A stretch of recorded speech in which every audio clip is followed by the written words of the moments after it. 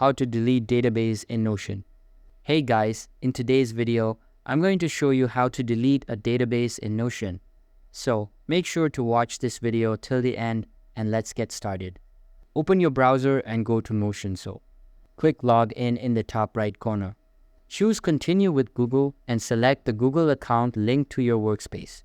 Once you're logged in, go to the page that contains the database you want to remove.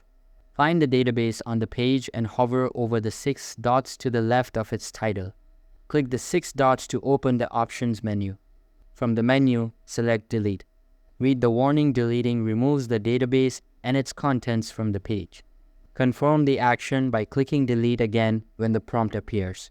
If you want to keep the data, consider exporting or archiving the database before deleting. That's all. Your database is now removed from the page. That's all for the video.